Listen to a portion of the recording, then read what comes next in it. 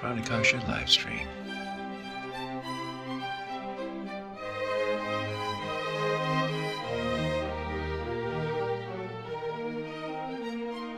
Hey folks, it's Matt at Pranakasha Productions, and today we are talking with Michael E. Solomon, an author and poet from Africa.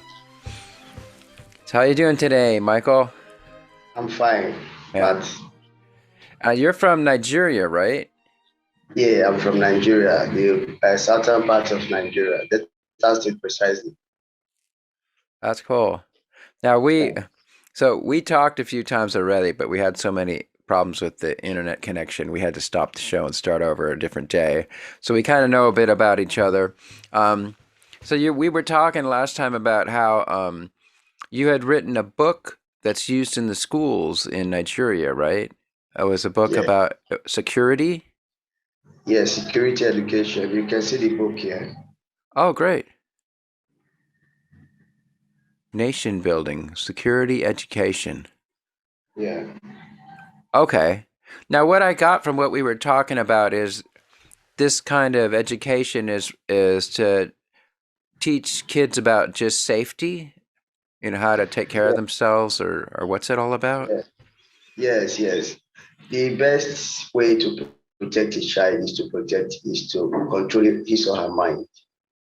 Hmm. So this content is put together to help manage the mind of children or young learners, try to make them become more constructive when it comes to reasoning and when it comes to social values and societal issues. Understand? So education is broad and vast, and this is a very vital aspect of education that is really very important to children or young learners.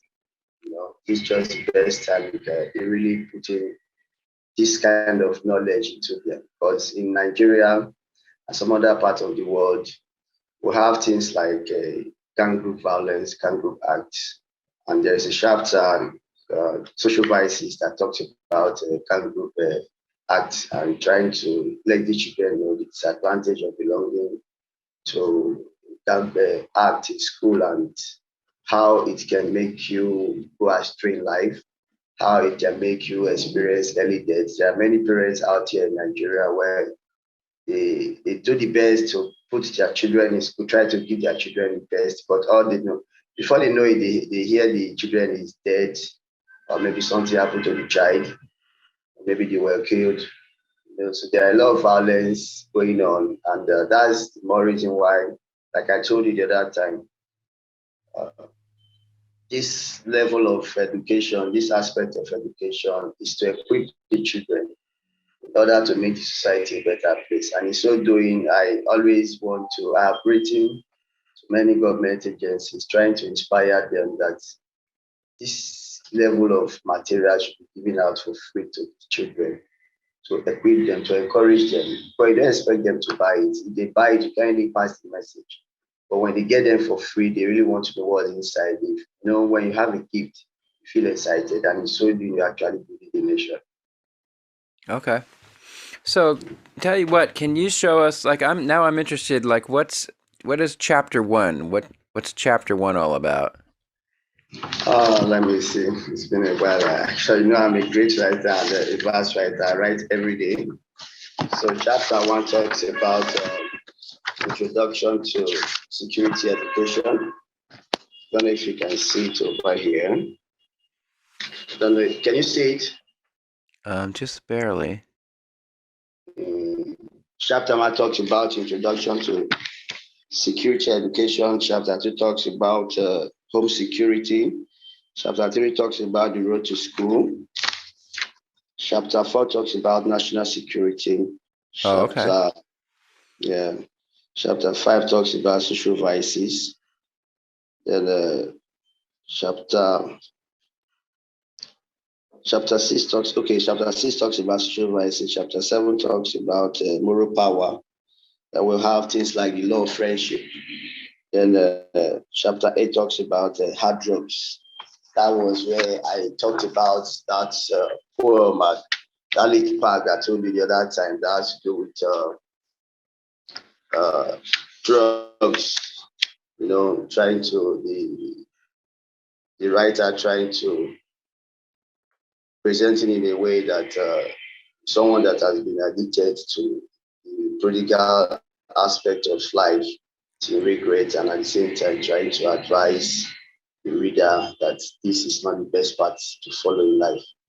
Okay. So these are some of the areas where you can control all the children. Then chapter 9 talks about how to become a fulfilled learner. Then chapter 10 talks about cybersecurity. Chapter 11, voters registration. Like in the aspect of voters registration, uh, most times we want the best, we want better future, we so desire the best leaders, but we somehow are negligent about the realities of life. So the earlier you make the children understand that their vote counts, the better for them. So this part of how to secure the future of these children, making them to understand at a very early stage that when you get to the age of 18, you ought to have your voter's card where you can participate as a voter in your country to be able to speak and make sure that the right people should be in power for a better tomorrow. Wow. And this is aimed. Well, one thing that struck me is the book's written in English, right? Yes, Is that yes, true? Is yes, that the language that the kids learn in school in Nigeria? yes. In Nigeria, we speak English. We speak the normal official English. That's what we call the British English over here. Okay. Then there is we still, but our lingua franca is Pidgin English. Pidgin English is more or less like a broken English. So in Nigeria, we have so many tribes, Right. and yeah, but the only language we can communicate very easily is Pidgin English. Every Okay. Nigerian you can communicate. Yes, So English is the official language of Nigeria then, for like yes, a yes, business and so on. yes, for everything, for education, everything. Oh, okay. Interesting. Wow. Mm. Okay. I didn't know that. So that to this book, what inspired you to write it? Hmm. Actually, I have been a writer. Do I say I don't know how to really place it? I think I'm a born writer. The first time I've been writing books since I was 18. I've Okay. written so many books unpublished, so many. Oh, great. I have, yeah, I have so many great books unpublished. But like 2011, I just felt I've written so many manuscripts, and I've not published any. So I had to work on one that has to do with it's a kind of a motivational book. So I just follow the law of attraction. I was just thinking about it, and I have to publish. And it's not easy in Nigeria to actually get a publishing house. And I have a registered company, which is so promo ventures. Okay. I had to, yeah, I had to publish it under the Do you have a website or something like that for that company? no, but I'm working on it. Okay. Working on it. Okay. Soon, very soon. Yeah, very soon. So, So we like as can, I was well, eventually we'll put that link to the website in the description. okay, Yeah. okay. So, like I was saying, I published the first book. This is my second publication, and I was giving it out for free to students. Like I see, really, I gave them about 400 copies, Oh, good. and I was inspired to actually write to the Delta State governor to see how they can support this vision and give these books out for free to students.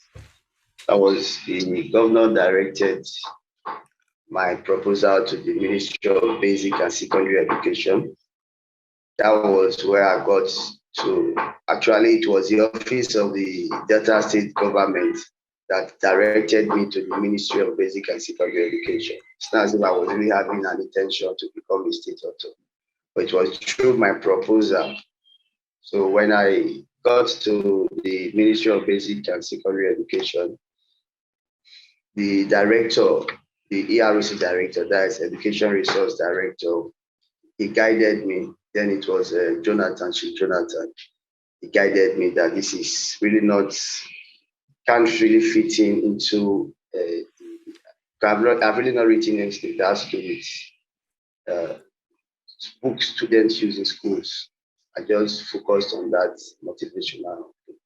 So he now directed me that I need more pictures. He now gave me a guide how I can make it like an academic textbook so that Okay. students can use it. Yes. So it took some time, and that should be about 3 years ago or so. That should be 2020, 2018, yes, 2018, yes. And, they approved the three of my books. For one, I've dropped one. They are actually, initially, they approved security education for primary 1 to 6.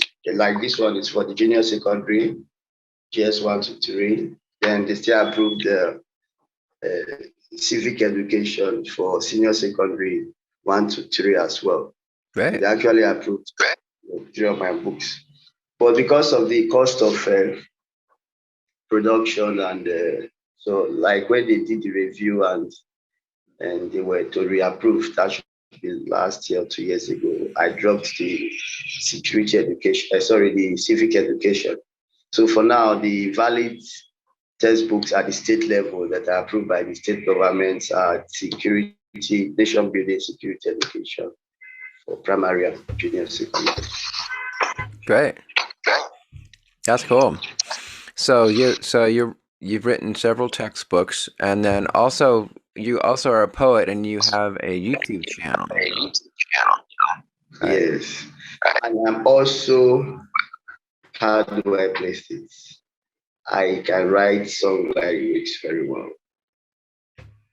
Movie Yeah. scripts. I can write movie scripts very well. Oh, movie scripts? Yes. Oh, cool. Got a lot of stuff going. Well, now that you got your YouTube channel, I mean, you can like write little scripts and you can just do them right there on your channel. You know, Okay. you can do anything now once you get that going. That's Okay. cool. Now, you recently, I saw on your channel, your big thing is it's kind of a music video set to a poem that you wrote about the Ukraine war. Yes. Yeah. So that one's got a lot of punch to it, right? We'll put a link in the description for that for people to check out too. So did that just come to you one day, or how did you end up producing that poem? Well, the poem actually, it came like a supernatural visitation. I never thought of it. I wasn't planning it. I was actually working on a collection of African poems, about 21 in number. So the visitation just came. It was more or less like a supernatural visitation, just more or less like a voice, more or less like a push. The voice just came. I just started creating it. I didn't even write it down. I just wrote it in my phone. I would just type in the lyrics. It took me like a week actually to get the poem written. And I think I got the visitation a day or two after the war broke out in Ukraine.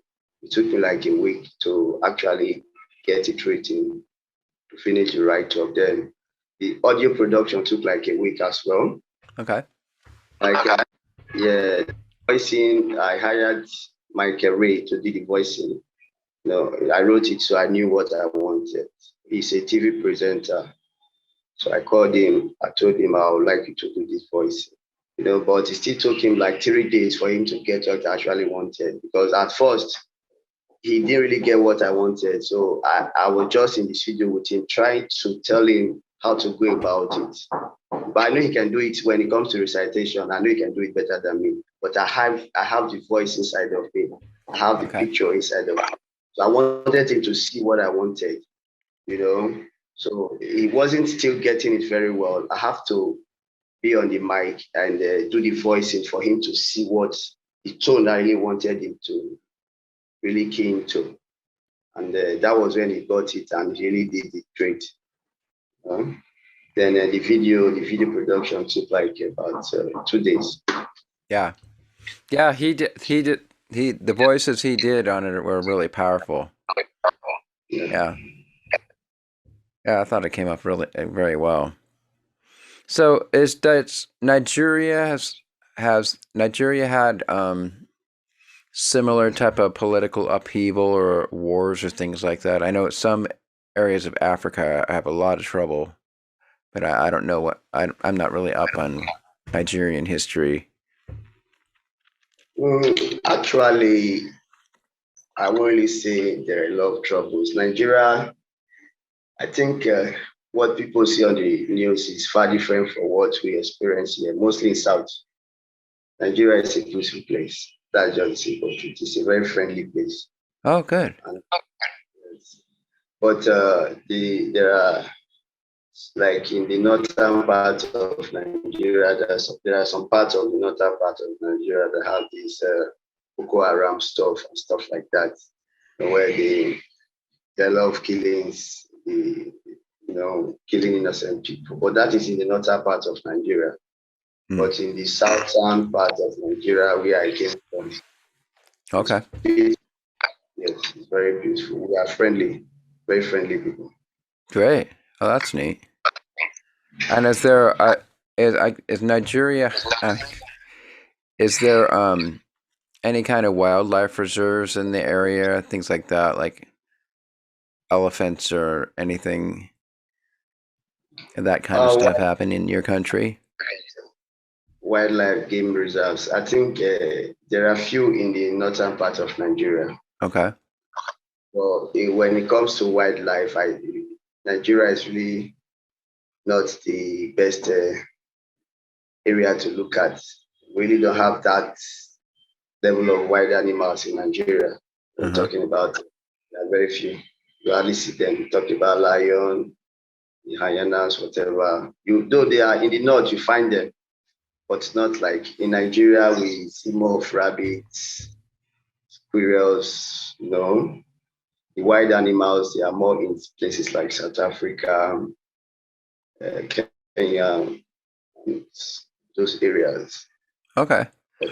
So what runs the economy in Nigeria? It's what's the main like Crude product? oil, What's that? crude oil, I still didn't get that. crude oil, petroleum. Oh, okay. Wow. Interesting.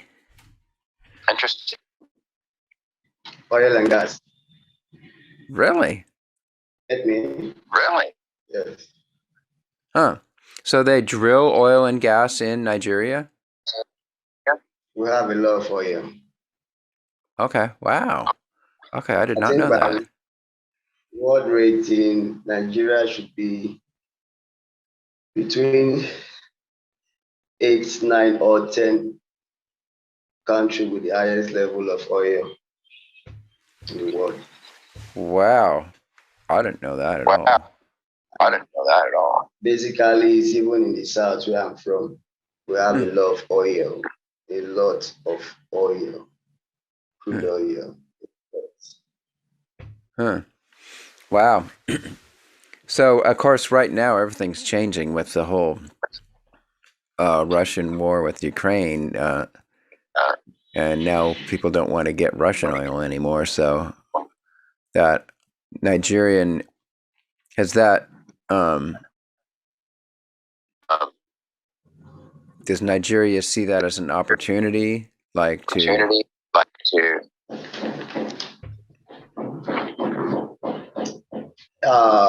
Yes, certainly by events and occurrences, it's an opportunity to Nigeria, but certainly, however it is, some level of demand when it comes to crude oil will be shifted to Nigeria. Okay. But, yes, but I think that's the affairs of the federal government to handle. They know what to do. Hmm. And then, do you see any kind of renewable energy starting to take root there? Like, do you see solar power or wind power starting to happen in Nigeria? I think it won't be very soon, but there has been this uh, publicity in Western media as in trying to replace gas energy with solar energy or green energy. So I think they'll be looking up to that, but not very soon, because for now, the focus is still more as in relying on the petroleum products for energy. Okay. So, like out in the villages, um, like I know in other parts of Africa, I mean, they're starting to get solar is starting to appear as a way, for example, to like purify their water. I've seen some villages will get these solar powered distilling things that they can use for a water source. If they can't build a well, if it's too hard to dig a well, the other possibility is that they can get this solar powered. Basically, it just boils the water using solar energy and then purifies the water. I don't know if you do you see things like that? For now, no, but in Delta State, we have good water naturally, Okay. and unlike Nigeria, we have different kind of environment over here. But here in Delta State, I think we can easily access fresh water. Oh, okay. That's good. You're in the city, right? Where you're at? I'm in a town, maybe Ugeli, we call it Ugeli. Okay. And then, like, again, I'm gonna go in the villages. Does like typical village have electricity? Like, are they on the grid, or do they have to use a generator or something like that? Yeah, they do have electricity, but it's not always constant, even in the village, even in the towns and cities. So the average Nigerian, they really rely on the generator. Okay, that's what I thought. Yeah, Power system here is very poor, because very, very. I mean, what I know a little bit about um, other parts of Africa is, and also even in India, where you get power from the grid, but it tends to go out like several times during the day. So if you don't want to have your power going out, you have to have a generator that immediately kicks in until the power comes back, type of thing. Yeah, that's it. Yeah. Yeah, interesting. Wow, that's cool. Well, what do you see? What do you see as the future for like your YouTube channel? Because I think your channel is pretty new, isn't it? Yes, it's new. So do you see like more music videos and poems and things like that happening up there? Yes, certainly yes. More uh, poems, videos, but for now, I just still want to use the opportunity to still say I have a collection of African poems ready. Hmm. I want a foreign publishing company in the United States to handle the project. That's neat. Sir? Yeah. Well, like I said, we'll put the link for your YouTube video, and everybody can go check out Michael's channel. And then once you get your website up, we'll put that link down there too. We'll put that link down there too. And then why don't you send me some photographs of your books that you've written, and I'll put pictures of the books up above us. People can look at that and kind of see what it's all about. Okay. Yeah. Cool. Okay. I'll do just that. Sounds good. All right. Yeah. Well, it's good talking to you. Look forward to seeing some more stuff on your YouTube channel and all your different creative endeavors.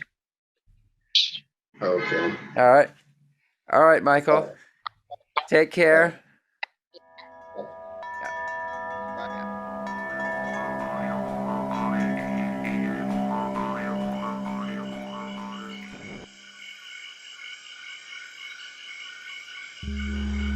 Pranakasha production.